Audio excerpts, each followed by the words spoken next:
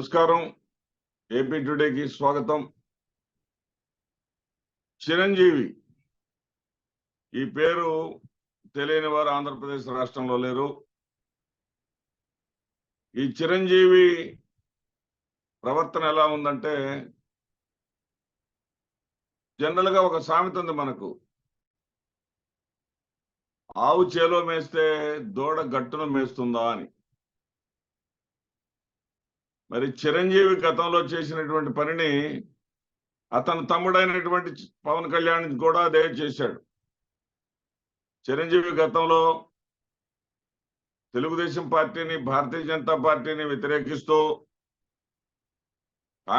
కాంగ్రెస్ పార్టీలను, అన్ని పార్టీలను కూడా వ్యతిరేకిస్తూ సొంతంగా ప్రజారాజ్యం పెట్టాడు. ప్రజారాజ్యం విఫలమైన తర్వాత, అంటే విఫలమేం కాలేదు, అది వాస్తవానికైతే 18% ఓట్లు వచ్చినాయి, 18 సీట్లు వచ్చినాయి ఉమ్మడి ఆంధ్రప్రదేశ్ లో. దాన్ని కొనసాగించవచ్చు. కానీ అధికార దాహంతో,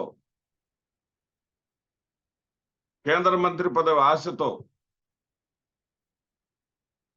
మరి కాంగ్రెస్ పార్టీలో విలీనం చేసి కేంద్ర మంత్రిగా వెలగబెట్టాడు చిరంజీవి. ఆ తర్వాత కాంగ్రెస్ పార్టీ కొనారిల్లిన తర్వాత, కాంగ్రెస్ పార్టీ వల్ల నేను ఉన్నత స్థితిని పొందాను, ఇక నేను రాజకీయాలకు దూరంగా ఉంటాను, కాంగ్రెస్ పార్టీకి వ్యతిరేకంగా నేను పని చేయను అని మాట్లాడాడు. అదే సందర్భంలో ఇక రాజకీయాలకు దూరము అన్నాడు. ఇంతలో వాత్సల్యం అంటామా, ప్రేమ అంటామా, మరి తమ్ముడి మీద మమకారం అందామా, ఏదన్నా కానివ్వండి, తమ్ముడు కాళ్ళ వేళ్ళ పడి, బతిమలాడుకొని, భంగపడి, తిట్లు తిని, బతిమలాడుకొని, బామాలుకొని, తిట్లు తిని, చంద్రబాబు నాయుడుతో మాకు పొత్తు వద్దురా బాబు అని చెప్పేసి నరేంద్ర మోడీ, అమిత్ షా అంటున్నా గాని వాళ్ళ కాళ్ళు మొక్కి ఎలాగోలా పొత్తు కుదిర్చాడు. పొత్తు కుదిర్చినప్పటికీ కూడా ఆ పొత్తు ఏమి పెద్ద పొత్తుతో నడుస్తున్నట్టుగా కనపట్ల ఆంధ్రప్రదేశ్ రాష్ట్రంలో. ఎందుకంటే ఇది నేను చెప్పే మాట కాదు, ఒక జాతీయ పత్రిక ఇండియా టైమ్స్ నిన్న రాసింది చాలా స్పష్టంగా, ఒక ఫుల్ పేజీ కాలం రాసింది. ఎందుకు పక్కన తెలంగాణ రాష్ట్రంలో ఇప్పటికే జాతీయ స్థాయి భారతీయ జనతా పార్టీ నాయకులు 15 ప్రోగ్రాంలు పెట్టారు, ఇక్కడ ఆంధ్రప్రదేశ్ లో ఒక కార్యక్రమం కూడా ఎందుకు లేదు బొప్పూడి సభ తర్వాత? ఈ పొత్తు ఇంకా పట్టాలెక్కలేదు అనే విధంగా ఆ సారాంశంతో నేను చక్కగా రాశారు వాళ్ళు. అది నిజం కూడా. దీంతో తమ్ముడి మీద ప్రేమతోటి, తమ్ముడు ఈసారైనా అసెంబ్లీ గేటును తాగుతాడా లేదన్న భయంతో చిరంజీవి ఏ పార్టీ ప్రయోజనాల కోసం నేను కట్టుబడి ఉన్నాను, ఏ పార్టీ అయితే నాకు జాతీయ స్థాయిలో గుర్తింపును తెచ్చి మరి నన్ను కేంద్ర మంత్రిగా చేసిందో ఆ పార్టీకి షాక్ ఇస్తూ, ఆ పార్టీ యొక్క ప్రయోజనాల తొంగలో తొక్కుతూ, ఆ పార్టీకి ప్రధాన శత్రువు అయినటువంటి భారతీయ జనతా పార్టీకి ఓట్లేయమని పిలుపునిచ్చాడండి. ఇంతకన్నా సిగ్గుశరం ఏమనుందా? సీఎం రమేష్ ను పక్కన కూర్చోబెట్టుకొని సీఎం రమేష్ కి ఓట్లేయమని, పంచకర్ల రమేష్ ను కూడా గెలిపించమని, ఇదే సందర్భంలో చంద్రబాబు నాయుడు గారు భారతీయ జనతా పార్టీతో పొత్తు పెట్టుకోవటం అనేది ఆంధ్రప్రదేశ్ రాష్ట్ర ప్రయోజనాలకు చాలా చాలా అవసరమని, ఆంధ్రప్రదేశ్ అభివృద్ధికి అవసరమని, ఆంధ్రప్రదేశ్ లో ఉద్యోగాల కల్పనకు అవసరమని, ఏదైతే పచ్చ మీడియా డేటా ఉందో దాన్ని మొత్తం కూడా అప్పచెప్పడం జరిగింది. దీనికి ముందుగా ఒక 5 కోట్ల రూపాయలు తమ్ముడు పార్టీకి విరాళంగా ఇవ్వటం కూడా జరిగింది. సరే, ఇదంతా మనం ఎందుకు చెప్పుకుంటున్నామంటే, నేను రాజీనామా చేశాను, నేను రాజకీయాల్లోకి రాను అని చెప్తూనే ఆ మధ్య ఏదో ఒక సినిమాలో అన్నాడు, నేను రాజకీయాల్లోకి రాను అన్నా కానీ రాజకీయాలు నన్ను వదలటం లేదు అని. రాజకీయాలు నన్ను వదలటం లేదు అని నువ్వు ఆ సినిమాలో డైలాగు చెప్పుకున్నది ఈ రోజున నీ తమ్ముడికి సాయపడటానికి అని చాలా స్పష్టంగా అర్థమవుతా ఉంది. ఎందుకంటే పొత్తు పెట్టుకున్నటువంటి భారతీయ జనతా పార్టీ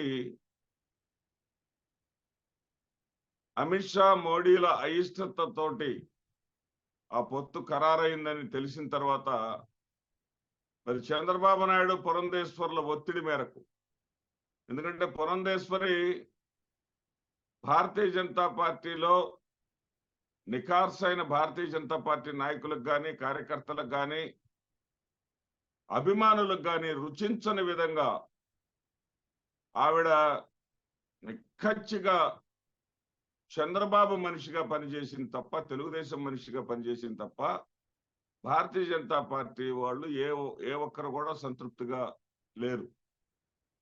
ఉదాహరణకు జీవీఎల్ నరసింహరావు కావచ్చు, మరి సోము వీర్రాజు గారు కావచ్చు, లేదా విష్ణువర్ధన్ రెడ్డి కావచ్చు, ఇలా ఈసారి 2024 ఎన్నికల్లో ఖచ్చితంగా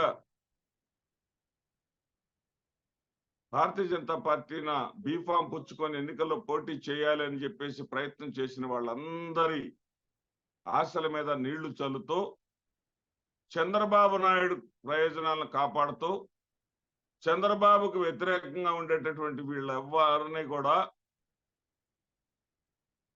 మరి చట్టసభల్లోకి అడుగు పెట్టనీయకూడదు అనేటటువంటి ఒకే ఒక సిద్ధాంతాన్ని చంద్రబాబు కోసం చేసి పెట్టింది పురంధేశ్వరి. ఈ క్రమంలో ఆమె ప్రవర్తన కారణంగా నాకు తెలిసిన చాలా మంది మిత్రులు ఉన్నారు, కమ్మేతర మిత్రులు, టీవీ డిబేట్స్ లో పాల్గొంటా ఉంటారు. ఒక అతనైతే ఈ మధ్య ఏకంగా పురంధేశ్వరి భావంతో విసుగు చెంది, పురంధేశ్వర్ ప్రవర్తన తోటి విసుగు చెంది, పురంధేశ్వర్ తోటి నేరుగా మాట్లాడి భారతీయ జనతా పార్టీని వదిలేసి మా గుంటూరు జిల్లాకు చెందిన ఆయన చందు సాంబశివరావు, అతను వైఎస్ఆర్సీపీలో చేరి సీఎం జగన్మోహన్ రెడ్డి గారి చేత కండవ కప్పించుకోవటం జరిగింది.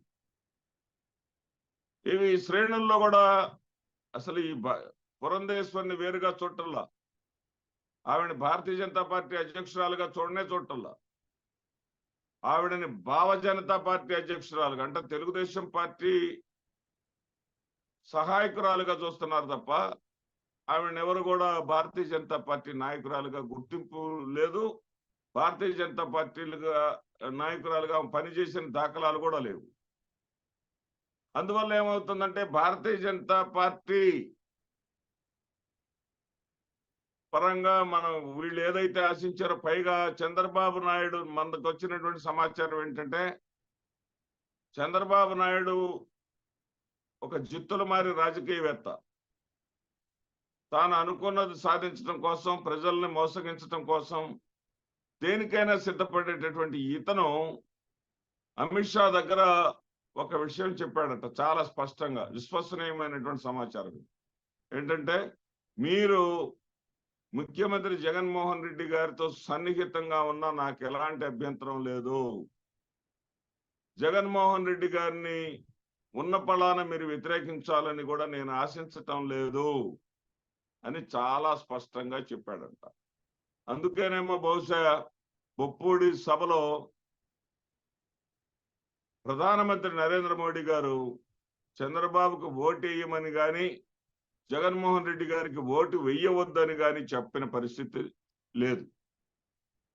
అందుకోసమని ఈ చిరంజీవి ఇప్పుడు రంగంలోకి దిగాడు. ఈ చిరంజీవి రంగంలోకి దిగి ఏదో పొడుస్తాడు అనుకోవటానికి కూడా ఏమి లేదు. 15 రోజులు సమయం ఉంది. అతను ప్రత్యక్ష రాజకీయాల్లోకి రాకపోవచ్చు. ఇటువంటి ట్వీట్లు, ప్రెస్ మీట్లు, ఈ సమావేశం ద్వారా ఒక మాట చెప్పగానే అతని మాటకి బోలోమంటూ ఓట్లేసేటటువంటి పరిస్థితులు ఆంధ్రప్రదేశ్ రాష్ట్రంలో లేవు. ఎందుకంటే ఆంధ్రప్రదేశ్ రాష్ట్ర ప్రజలు ఇప్పటికే ఏ పార్టీకి ఓటేయాలి, ఎవరిని గెలిపించుకోవాలి, ఎవరిని మళ్ళీ అధికారంలోకి తీసుకురావాలనే విషయంలో స్పష్టంగా ఒక నిర్ణయానికి వచ్చేశారు. ఇప్పుడేదో వీళ్ళు కొత్తగా పొడిచేటటువంటి పరిస్థితి ఏమీ లేదు.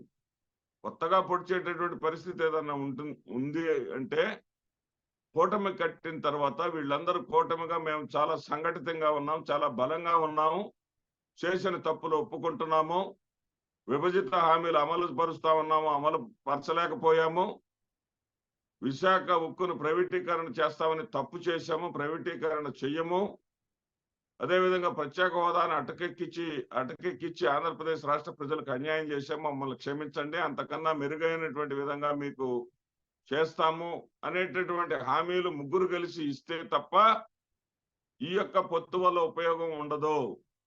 ఎందుకంటే జగన్మోహన్ రెడ్డి గారు అత్యంత విశ్వాసం, నమ్మకం ప్రజల్లో కలిగించాడు. నేను మీకు మేలు చేశాను అనుకుంటేనే నాకు ఓట్లు వేయండి,